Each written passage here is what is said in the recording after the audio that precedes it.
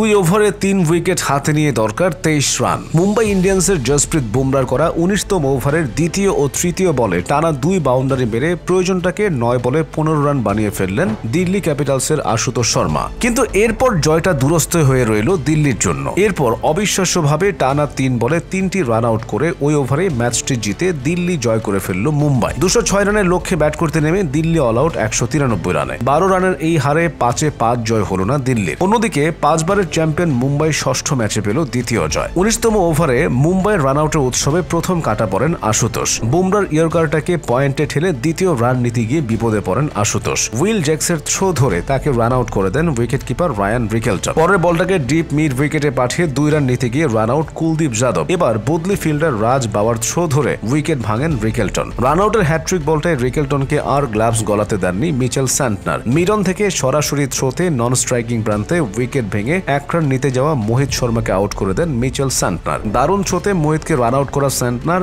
এর আগে বোল্ড করেছেন দিল্লি ইনিংসের সর্বোচ্চ স্কোরার করুণ নায়ারকে। 40 বলে 5 ছক্কায় 89 রান করে নায়ার যখন ফিরলেন দিল্লির স্কোর 3 উইকেটে 135। এরপর 50 বলে 71 রান দরকার ছিল দলটির, সেটি আর হলো না। এর আগে মুম্বাইয়ের হয়ে 33 বলে সর্বোচ্চ 59 রান করেন তিলক ভার্মা। এছাড়া সূর্যকুমার যাদব 28 বলে 40, রায়ান রিকেলটন 25 বলে 41 এবং নমন ধীর 17 বলে 38 রান করেন। বিরাট কোহলি রান করতে করতে নিজেকে এমন পর্যায়ে নিয়ে গেছেন যে কোনো ম্যাচ খেলতে নামার আগে রেকর্ড তাকে হাতছানি দিয়ে রাখে। রান তাড়া করতে নামলে তো কথাই নেই, দলকে জিতিয়ে মাঠ ছাড়ার উদ্দেশ্যেই যেন ব্যাটিং এ নামেন। আইপিএলে আজ আরেকবার রান তাড়া করতে নেমে বিরাট কোহলি পেয়ে গেলেন আরেকটি অপরাজিত 50-র দেখা। এতেই হয়ে গেল অনন্য কীর্তি। এশিয়ার প্রথম ব্যাটসম্যান হিসেবে স্বীকৃত টি-20তে 100টি 50 করলেন কোহলি। এই কীর্তিতে সব মিলিয়ে তিনি দ্বিতীয় ব্যাটসম্যান। 108 50 নিয়ে শীর্ষে রয়েছেন ডেভিড ওয়ার্নার।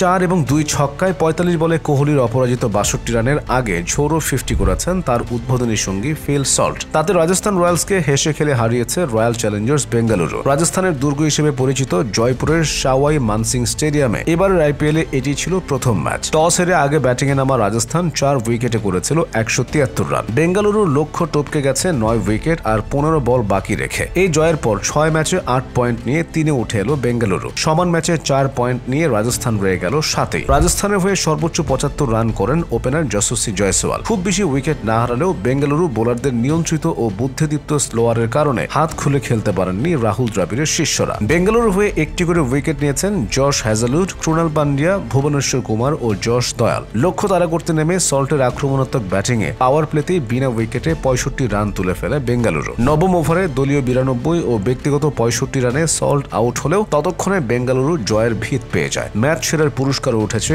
এই ইংলিশ ব্যাটসম্যানের হাতে। 15তম ওভারে তৃতীয় বলে রাজস্থানের লঙ্কান লেগ স্পিনার ওয়ানেন্দু হাসারাঙ্গাকে ছক্কা মেরে 100তম অর্ধশতকে পৌঁছান কোহলি। এবার আইপিএলে এটি তার তৃতীয় 50, যার দুটিতেই তিনি অপরাজিত।